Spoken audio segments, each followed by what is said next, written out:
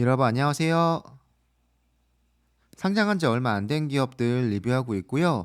이번 영상에서는 구독자분께서 댓글로 남겨주신 내용인데요. 과연 페이세이프가 어떤 면에서 메타버스 관련주인가에 대해서 이야기해 볼 거고요. 역시 여러분들의 인사이트를 넓히기 위한 자료들을 가져와서 보여드릴 테니까 재밌게 봐주시고 가볍게 봐주시면 감사드리겠습니다. 삼성증권 레포트에서 메타버스 관련주 10개를 꼽았는데요. 여러분들이 모두 익히 알고 계시는 로블록스와 페이스북은 당연히 들어가 있고요. 그 중에 페이세이프가 꼽혔는데 저는 사실 메타버스 관련주라고는 생각을 하고 있진 않았는데 다시 한번 생각해 보니까 그럴 수도 있겠구나라는 생각을 했습니다. 일단 페이세이프 설명 보면 온라인 카지노계의 페이팔이라고 되어 있는데 이 내용은 제가 올렸던 이전 영상 보고 오시면 도움 되실 겁니다. 글로벌 지갑은 전자지갑은 글로벌 2등, 이캐시 부분은 글로벌 1등이라고 되어 있네요. 그리고 메타버스 시대와 관련 파트너 증가가 기대가 된다고 되어 있습니다. 네. 그렇다면 카지노 부분 말고 게임 관련 부분을 보면 네.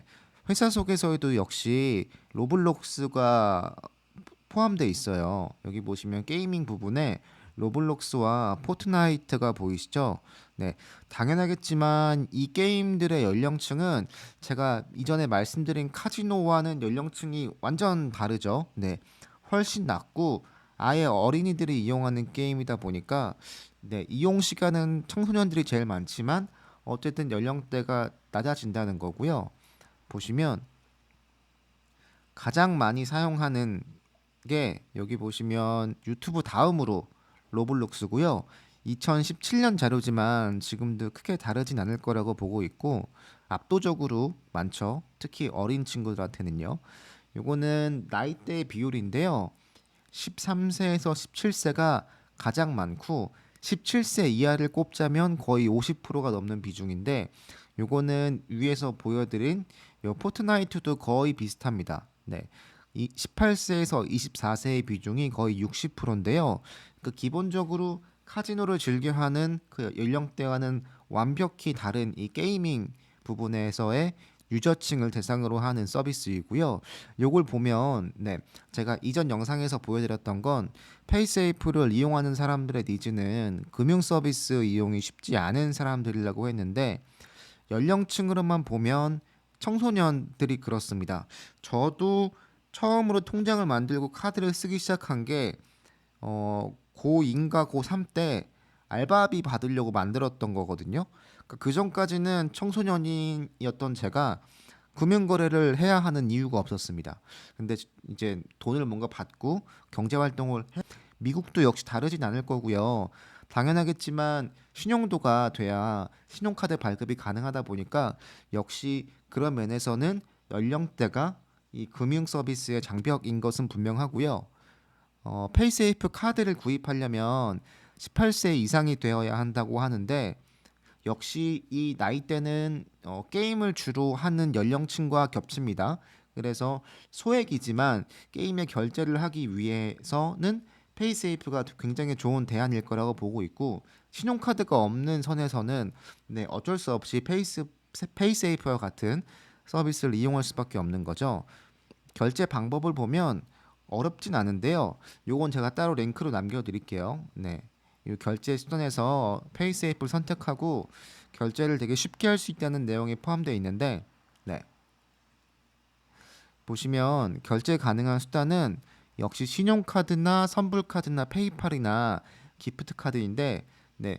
말씀드린 바와 같이 미국도 역시 경제활동을 하고 신용등급이 좋아야 신용카드 발급이 가능한데 청소년들을 위한 결제 방법이 무엇인가로 보면 한국으로 치면 문화상품권이나 편의점에서 판매하고 있는 게임사 그 포인트 카드 있죠. 네. 보통 껌 걸려 있고 초콜릿 있는 그 맨 걸려 있는 그런 카드들이 구입해서 바로 쓸 수 있잖아요. 네. 문화상품권처럼 잔액을 쓸 수 있는 건데 그런 카드처럼 이 페이세이프 카드를 구입하고 충전해서 사용할 수 있다는 거고요.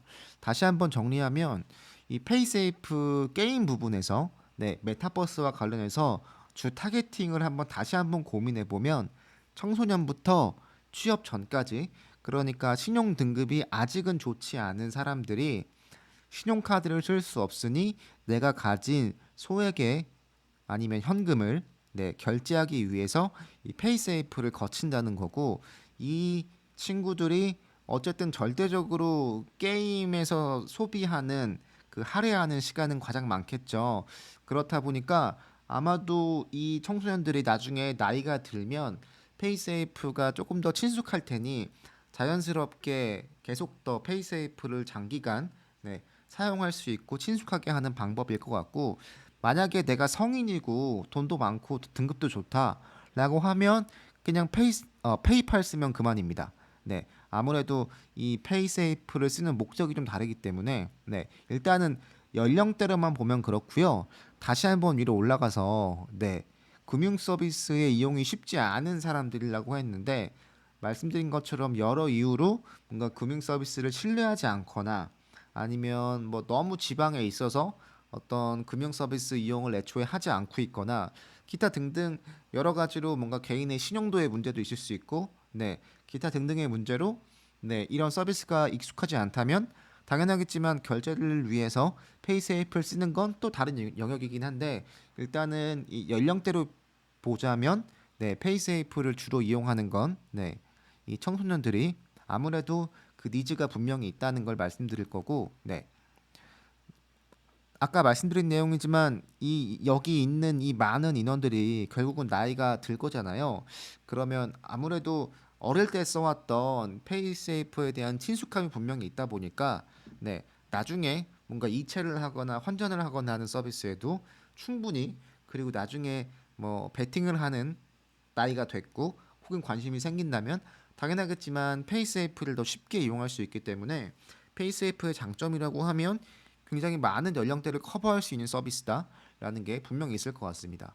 그래서 제가 보면 메타버스 관련주는 맞고요. 뭔가 직접적인 관련이라기보단 좀 간접적인 영향이 분명히 있지만 어쨌든 현금 결제 서비스에서는 페이세이프가 압도적으로 치고 나가고 있는 업체이다 보니까 분명히 이 메타버스 시장이 커지면 일단은 게임 부분에서 커진다면 그 주로 이용한 연령층이 청소년들이다 보니까 그 청소년들이 쓸 수 있는 대안으로서는 최고다라고 말씀드리고 싶네요. 일단 메타버스 관련해서는 여기서 내용을 마치겠습니다. 감사합니다.